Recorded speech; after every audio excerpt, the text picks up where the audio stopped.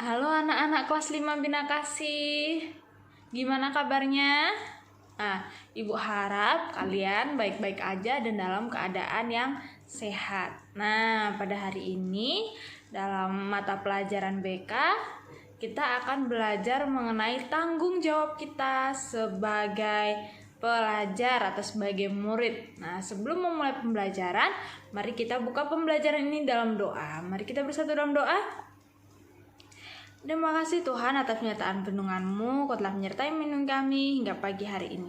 Semua karena berkat dan anugerah-Mu Tuhan, semua karena kemurahan-Mu yang melimpah dalam kehidupan kami. Tuhan, pada pagi hari ini kami mau belajar mengenai mata pelajaran BK ini. Tuhan, biarlah Kau tuntun kami sehingga kami dengar-dengaran akan apa yang Kau inginkan untuk kami lakukan, dan berikan kemampuan pada kami untuk melakukan materi BK ini dalam kehidupan kami sehari-hari. Terima kasih Tuhan, sertai kami walaupun kami sekarang belajar melalui Google Classroom Tuhan, tapi Tuhan sertai kami biar kami benar-benar memaknai pembelajaran ini menjadi pembelajaran yang bermakna bagi kami. Terima kasih Tuhan, semua kami serahkan dalam tangan-Mu. Jadilah kehendak-Mu Tuhan, dalam nama Tuhan Yesus kami sudah berdoa. Haleluya, amin. Oke anak-anak, jadi pembelajaran kita hari ini yaitu mengenai bertanggung jawab sebagai seorang murid. Oke, apa sih tanggung jawab seorang murid itu? Nah, tanggung jawab sendiri adalah kesadaran untuk melakukan sesuatu yang memang seharusnya dilakukan atau sebuah kewajiban, melakukan sebuah kewajiban. Jadi, tanggung jawab seorang murid adalah melakukan sesuatu yang sudah menjadi kewajiban atau yang seharusnya dilakukan oleh seorang murid. Apa saja itu? Nah, apa saja tanggung jawab murid? Yang pertama, mengikuti semua pembelajaran dengan baik. Benar ya anak-anak, karena kita adalah murid dan untuk menjadi murid yang bertanggung jawab, kita harus mengikuti semua pembelajaran dengan baik, harus masuk tepat waktu, terus memperhatikan waktu serta kelas yang akan diampu. Jangan sampai salah masuk, jangan sampai terlambat, atau bahkan sampai tidak mengikuti Zoom ya. Oke, yang kedua, belajar secara rutin.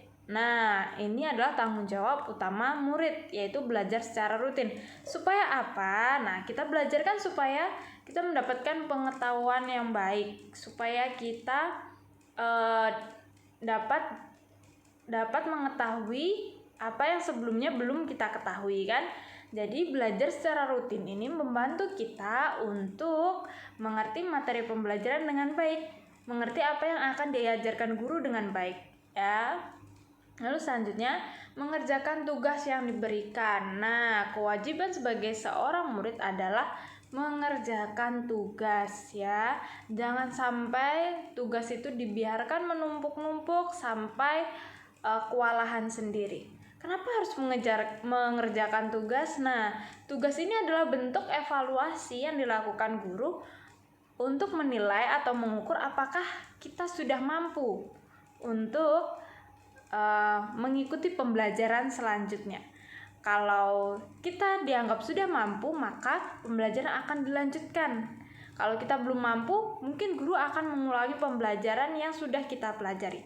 Supaya apa anak-anak? Supaya kita berkembang sesuai dengan apa yang seharusnya, supaya kita memiliki perkembangan berpikir yang ya semestinya. Masa kita belum tahu pengurangan penjumlahan, tiba-tiba langsung perkalian pembagian, kan juga akan susah untuk diri kita sendiri kan. Jadi anak-anak harus mengerjakan tugas yang diberikan agar guru-guru pun bisa mengevaluasi sejauh mana anak-anak mengerti tentang pembelajaran tersebut. Lalu yang selanjutnya, mengumpulkan tugas tepat waktu. Kenapa harus mengumpulkan tugas tepat waktu? Nah, ini juga menjadi bentuk tanggung jawab anak-anak. Karena ketika anak-anak dapat mengumpulkan tugas tepat waktu, maka guru-guru percaya pada anak-anak bahwa anak-anak adalah anak-anak yang bertanggung jawab. Ya, kalau anak-anak mengumpulkannya telat, bahkan tidak mengumpulkan, maka mungkin guru-guru berpikir, oh anak-anak ini butuh bantuan, atau anak ini mungkin sedang kesusahan, ataupun anak ini memang sengaja tidak mau mengerjakan tugas. Jadi guru menjadi kurang percaya dengan anak-anak gitu ya. Selain itu, mengumpulkan tugas tepat waktu juga membantu guru agar dapat mengoreksi lebih cepat. Nilai kalian dapat dimasukkan ke rapot tepat waktu gitu ya. Jadi pas pengambilan rapot, nilai kalian sudah ada di situ ya. Lalu yang selanjutnya, mentaati peraturan kelas dan sekolah. Kenapa hal ini harus dilakukan? Supaya ya, peraturan yang dibuat pasti untuk kebaikan anak-anak semua dan pasti sudah dipertimbangkan dengan baik. Jadi, kenapa harus menaati peraturan sekolah dan kelas? Agar anak-anak juga menjadi pribadi yang lebih baik dan lebih baik lagi ya.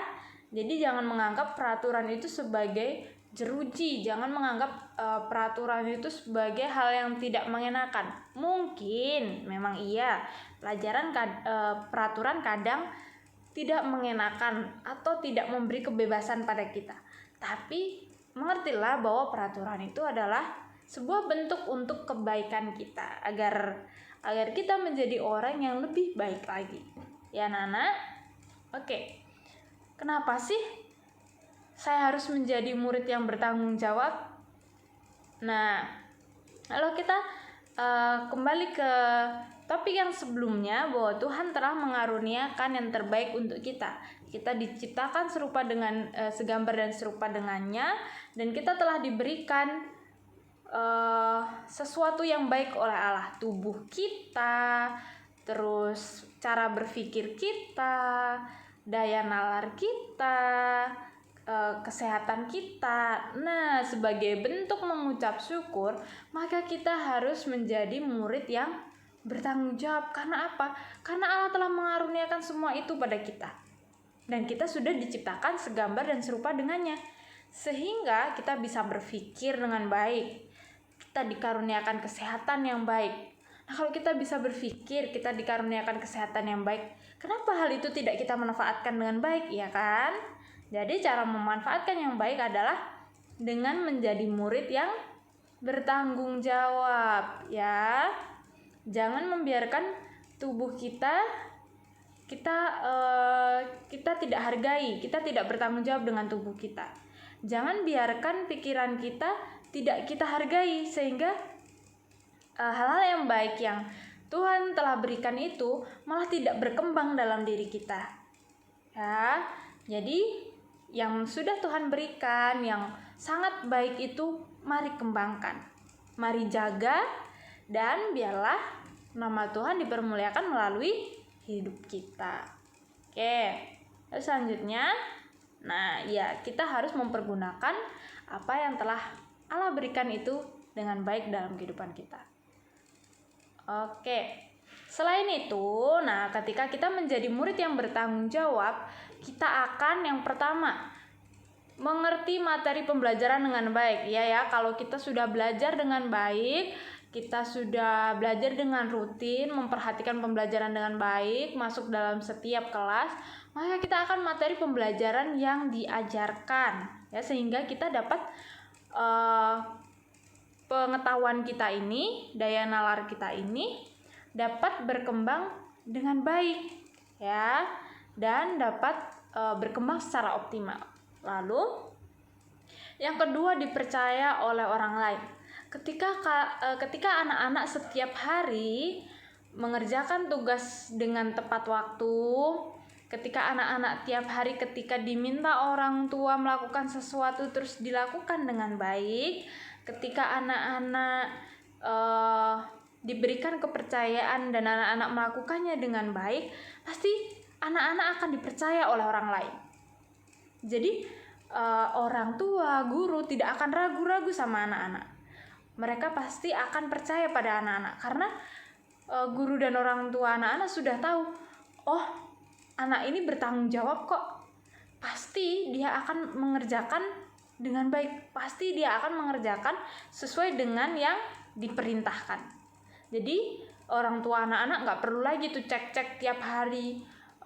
tanya-tanya tiap hari, marah-marah tiap hari. Kalau anak-anak menjadi anak-anak yang bertanggung jawab. Oke, yang ketiga, hidup lebih damai. Kenapa lebih damai?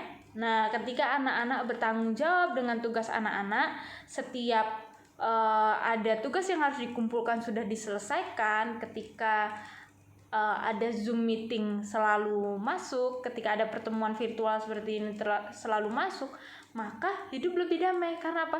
Tidak ada rasa bersalah atau tidak ada rasa tanggungan.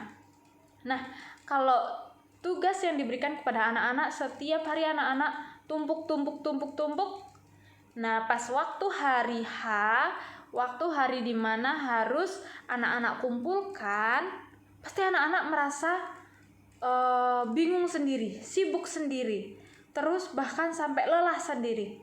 Karena apa? Ya karena ditumpuk-tumpuk dari awal sudah tidak bertanggung jawab. Tapi coba kalau bertanggung jawab, semua sudah selesai, pembelajaran semua diikuti, materi semua mengerti, pasti akan lebih damai kan ya anak-anak ya.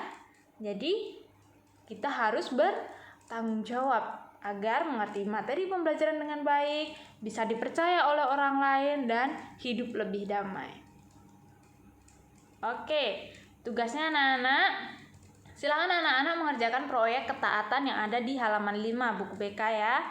Nah, tugas ini tidak dikumpulkan, namun kita akan bahas pada pertemuan selanjutnya. Nah, Ibu nanti akan tanya anak-anak satu-satu apakah sudah mengerjakan atau belum, dan nanti Ibu akan tanya secara acak. Jadi anak-anak harus siap sedia ya.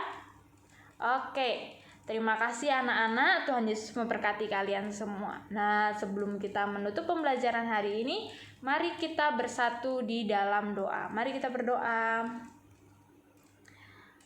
Terima kasih Tuhan atas penyertaan lindungan-Mu sehingga kami bisa mengikuti pembelajaran ini dengan baik. Mungkin Tuhan kami tidak bisa bertatap muka secara langsung Tuhan, tapi berikan kepada kami hati yang penuh kasih, hati yang mau saling mengerti teman dan guru kami.